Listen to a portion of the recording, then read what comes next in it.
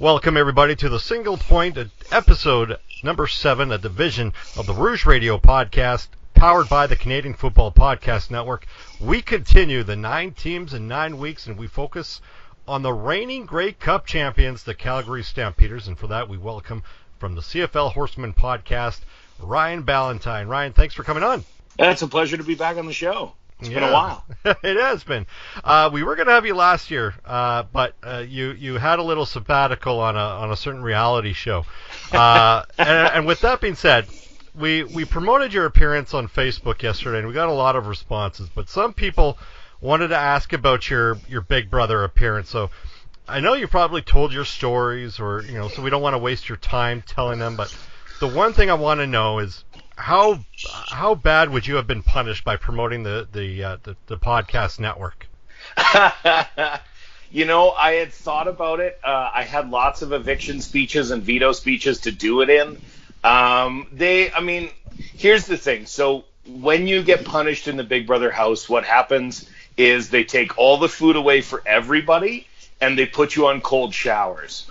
And so if you're the sole cause of that punishment, it destroys your game. So as much as I wanted to promote the network on my during my speeches, I also thought, boy, if I survive this and I'm sitting here next week and we're all on slop because I was talking about the Piffles podcast, Rouge Radio, BC Lions Den, or any of the other many fine shows that you'll find here on the podcast network, I feel like I would have gotten in trouble. However, in season 7, seeing all these people wear their own clothing because they own the brand, I really missed out on not taking my CFL Horsemen shirt with me because that's our logo, and I guess I could have worn that, haven't given the rights to pass it. So I kind of regret not throwing that in my suitcase. But after seeing the season 7 guys wearing the Keta Clan and some sort of one of the beauty parlors or something that somebody owns, so I regret not packing my Horseman shirt, but nevertheless, it was a great way to spend a CFL offseason, I can tell you that. I got home the day before, or the day of FanFest here in Calgary, and went down to McMahon, and Dave Dickenson started talking to me about all the stuff that happened in the offseason. I said, Dave, I haven't had a phone for 3 months. I said, I have no idea what's going on. And so I got the first-hand fill-in right from the head coach on everything that had happened with the team over the last 3 months. And there was a lot, for sure. So it's not been nearly as busy an off-season this year as it was last year, and I'm kind of glad for that. Hey, as a fellow Big Brother fanatic, I've got to ask, because I went and tried out for the first one, and I just haven't really bothered since then. What was your audition? What was your audition like?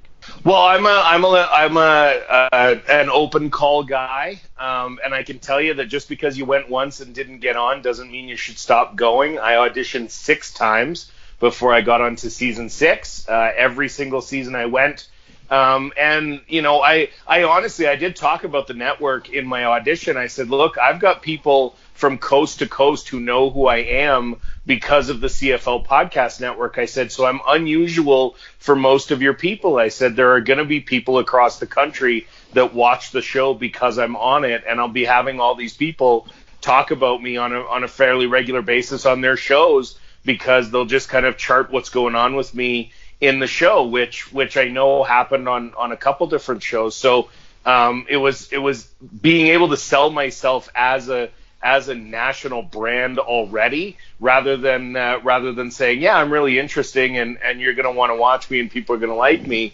Being able to say, hey, I know that people are going to be out there watching that may not watch the show normally because of the CFL Podcast Network.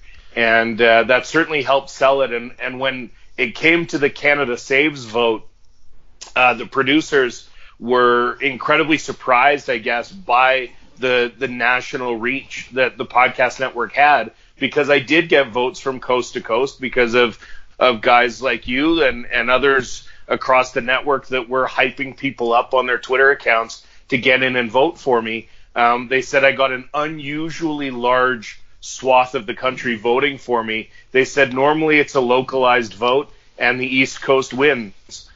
because the East Coast is really passionate about Big Brother, and they said no East Coaster had ever lost a poll before I beat Will, and I believe I have the CFL Podcast Network to thank for it.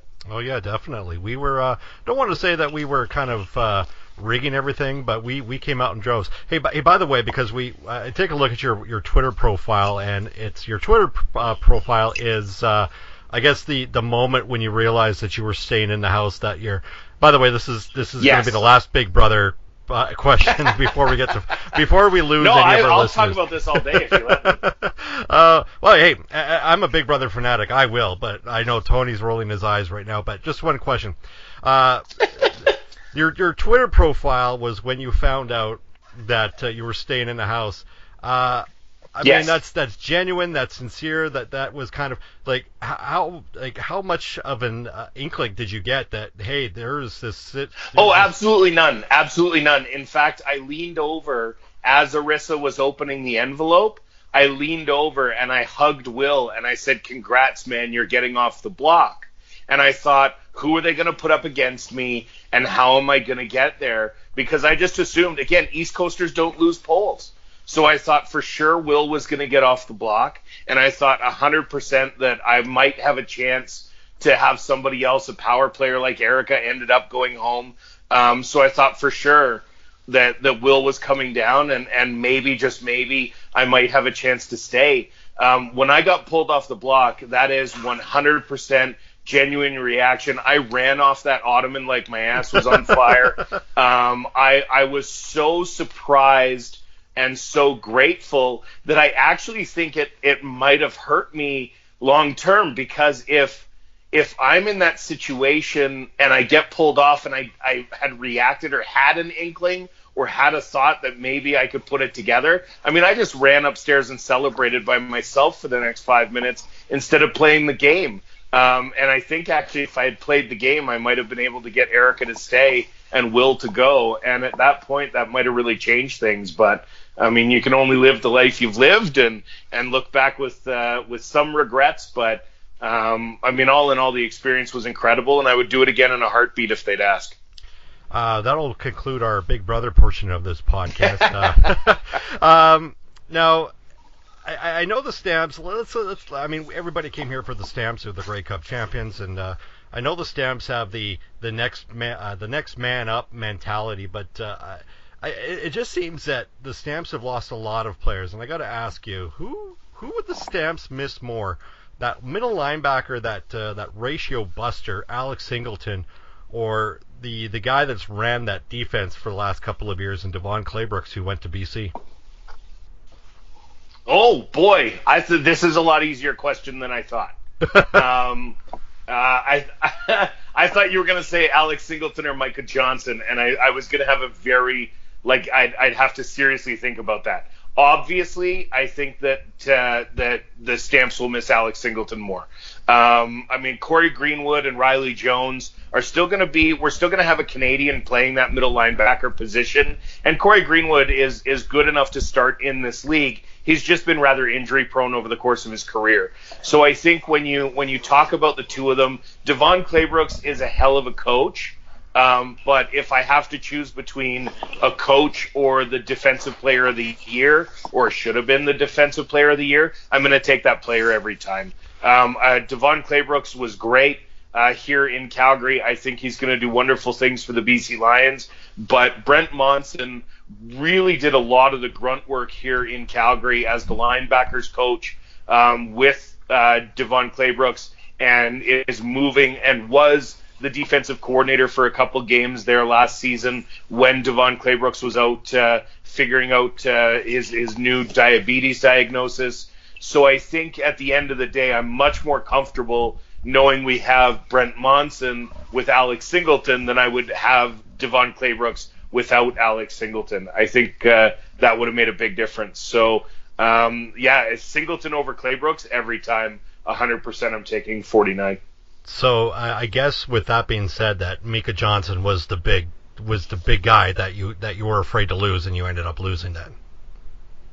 Yeah, I mean, knowing that Micah Johnson was going to be staying in the CFL, I'd much rather have him on my team than on my bitter rivals team, which is where he went. He went to Saskatchewan. They offered him the most amount of money, so the CFL, you have a pretty short career. So he took the most amount of money he could get, and I don't begrudge him that. From what I understand, he's the highest paid defensive player in the league now. And the Rough Riders spent the cap money on him, but the Rough Riders also have Zach Collaros at quarterback as a result. So I think when you look at how this shook out, am I going to miss Micah Johnson as a Stamps fan? 100%. But I would have told you last year that I would have missed Charleston Hughes as a Stamps fan. But the Stamps went on to win the Grey Cup, and they had a heck of a performance on the other side of the Jaguar Davis, who filled in for Charleston Hughes admirably. So I know you said the next man up here in Calgary, but with full credit to Newfie Hun, Connie Fichetti, on Twitter, she said it's not next man up in Calgary, it's Shark's Teeth, because the one that comes up to fill the hole is just as sharp as the one that left. And typically in Calgary, that's been the case. All right, so I can feel like I'm part of this conversation. I guess my big question, my question would be, which Stampeder would your biggest rival in the Big Brother house? Which Stampeder would be your biggest rival in the Big Brother house? But I'm just joking. I mean, I know that Yannick Carter, back when he was here, really wanted to be on the show and may still audition for it at some point, but he said it would have killed his off-season regimen. So Yannick Carter, Ben D'Aguilar, those are guys that used to play for the Stampeders and were big Brother guys as well. There's actually a lot of CFL guys that I found out really like the show. A lot of the Canadian guys, they're like, I know you from somewhere. I'm like, yeah, it's not covering the CFL. But I guess now we kind of have to talk about the Stampeders a little bit going forward, because, you know, they've had one exhibition game. I don't know if you had a chance to see it. Did you see anything? Yeah, so did you see something you liked, maybe specifically at the quarterback position? Because we now have a 700,000 plus quarterback, but God forbid, touch wood, anything happens to him.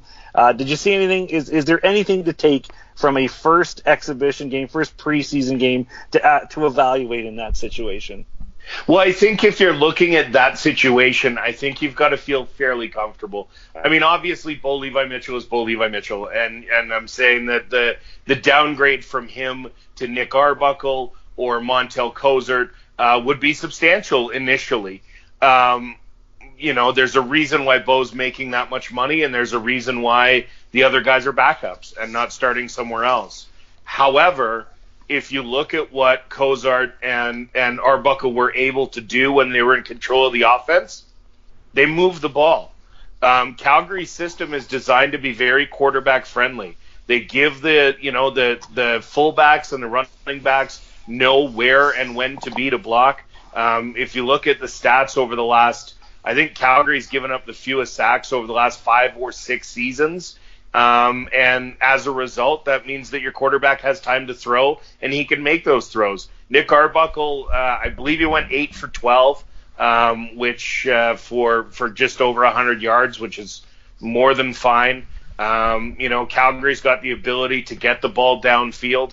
I think Jamie Nye tweeted out that, yes, if you're watching at home, Calgary yet again has 3 quarterbacks with strong arms who can get the ball downfield accurately, which I thought was a perfect assessment of what we've got here in Calgary. We've got 3 quarterbacks who can throw it downfield and get it downfield accurately and quickly, and as a result, I mean, I'm knocking on wood, of course, here that nothing ever happens to Bo Mitchell, but if something were to happen to Bo Mitchell, are we going to win the Grey Cup with Nick Arbuckle? Maybe not, but I do think that we'd win a heck of a lot of games. All right, now with this Calgary Stampeders team, and a little bit in the past, because we did get spoiled under Huffnagel, and Dave Dickenson came in and did a very good job. Obviously, we've got the Grey Cup to prove it, but there might be some, not me, there might be some that says Dave kind of inherited the greatness left behind from a team built by John Huffnagel. Now we're a few years removed now from Huffnagel being the head coach. Huff will bring the players in, but maybe is this to say this is Dave's first real show me season, or has it been that way since day one? Because huge turnover now for Dave. He's basically going to be working with very little pieces that Hufnagel left as a head coach. I mean, the transition football is football, and Dave Dickenson is now 4 years in. And I think even if you go back to that 2014 Grey Cup team, there's Bo Mitchell, and that might be it. I think Shane Bergman, maybe Brad Erdos. But when you look at the roster makeup of this team, there's maybe Brandon Smith and a couple guys like that. But there's not much more than kind of 5 or 6 guys that are starting that were on that 2014 team. So Dave Dickenson deals with turnover every year. I mean, you saw, I think there were Trey Roberson was a rookie starter last year. Jagarrett Davis started for the first time last year. You've got a couple guys. I've thought this has been Dave's team for a while, and not only that, it's still Dave's room. Even in season 1 after Hufnagel, it's still Dave's room, and Dave was here during the Hufnagel time and was calling plays as the offensive coordinator and is still calling plays as the offensive coordinator. This offense has belonged to Dave Dickenson for a good long time, and I don't think he's riding anyone's coattails with the success he's had. I mean, he's gone to 3 straight Grey Cups. How do you argue with a coach that's never not played on Grey Cup Sunday? Saying that he inherited a team, I think, is a real disservice to the work that he's done. Hey, I guess you just kind of feel how Hufnagel. I was just gonna say, because even during that preseason game when they were calling the guys in during the smoke, it was Hufnagel that went out and called some stragglers back in from the football game. So I just thought it was an interesting dynamic that Hufnagel still seems to have a pretty good tug on that team. I think the whole franchise is geared around everybody's responsible. And I think that's why this team is so successful. Everybody from the general manager and president of the team all the way down to the guy that's putting the motivational videos together for the team during their highlight pack for the week. Each one of those guys believes that they're instrumental to the success of the team, and they're going to tell you, hey, get out of the smoke. Hey, get in, you're supposed to be in the locker room, let's go. And those kind of things really matter, and everybody in this franchise takes ownership of the success of the team. And I'm not sure that that's something that happens in other cities. I really don't. I think that there are guys in other cities who believe that their job is their job, and they'll do the best job they can, but I don't think that they're worried about making sure that everybody's responsible. And I think on the other side of things, John Hufnagel is ultimately responsible for the success or failure of this franchise. He's the general manager. It's his job to make sure that Dave Dickenson has the best roster possible. And if that means calling guys off the field, John's going to do that. Hey, I've got to follow up on, because Tony had mentioned in regards to the Stampeders fans who are completely spoiled. Like, as you mentioned, they've been to the Grey Cup back years. The only ones that I think they all but 1 year since that 2014 Grey Cup championship. Is there like a built-in excuse? Let's hypothetical. Let's say that the Calgary Stampeders tank this year, and I'm not talking like 3-15. I just say that they fall down to third place in the West. Is there like a built-in excuse with all the turnovers, and they'll eventually just stay the course because that's what they do? Or will there be a public outcry demanding massive changes because, they didn't go to the Grey Cup? I think definitely they'd stay the course. I mean, is there a single team? Is there one team in the CFL right now that doesn't want John Hufnagel or Dave Dickenson? I would imagine Cavis Reed is standing up right now. Look, throw in the consequences. Let's not talk about Cavis Reed, because we know Cavis Reed fails upward at a remarkable pace. I did a deep dive on Cavis Reed a couple of years ago. Every single team he has gone to has gotten worse while he's been there. Every single one. From a player from as a player and as any kind of coach or management, the team is worse while Kavis Reed is there. But so Kavis wouldn't hire John Hufnagel because, of course, that would be a great choice.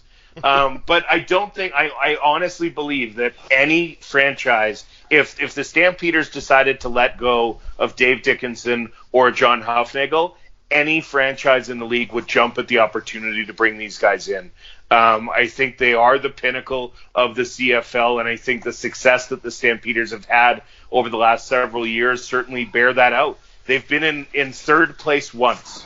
They've hosted a playoff game in this city. I believe they've hosted a playoff city here every year except one, and in that year it was a three-way tie for first place at 10-8 in the West, and they lost the tiebreakers.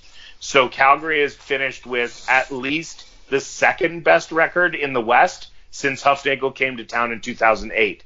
But it's not just the last 10 years that have spoiled Stamps fans. It's the last 30. I mean, if you take out the box owners, the Stampeders have been expecting to win a Grey Cup or at least compete for a Grey Cup since 1990. So I expect they would stay the course. I can't imagine a scenario where Dave Dickenson gets fired. I can't even imagine one. So for me, one of the things that has been surprisingly polarizing is CFL 2.0, and I don't want to criticize it because I have no issue with it whatsoever. I love the initiative. The only question I have is, have you seen much from the Stampeders global players, and your thoughts on them?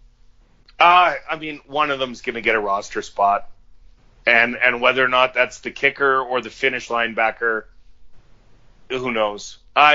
Here's the thing. I think CFL 2.0 as an initiative is absolutely the right way to be going for the CFL.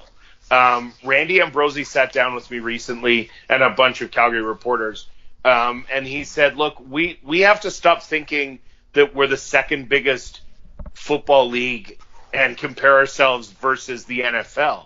We start to need to remember that there are 27 professional football leagues around the world, and we're still the second biggest.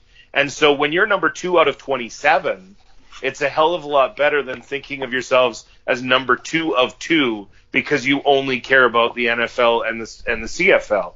When you start looking at the game from a global perspective, when you get these guys in, you're going to see them. And if people out here are listening to your show and haven't listened to our episode where we sat down with the coach of the Puebla Aztecas, who was up here as a guest coach at Stamps Camp, we asked him from the Mexican side, what are you looking for, and how is CFL 2.0 being received in Mexico?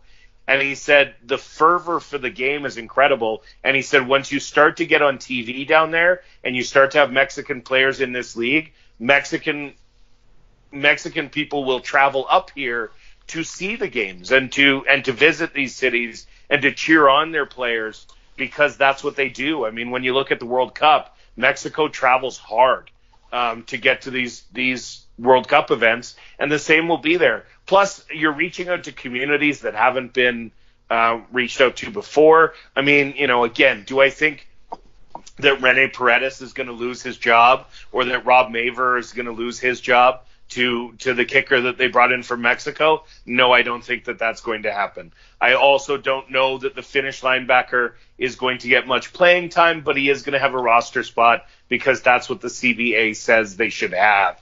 And the decision for Huff on whether or not to develop the linebacker or to have the Mexican player be there as potential trade bait down the road if somebody gets injured or something, you've got this guy on the roster.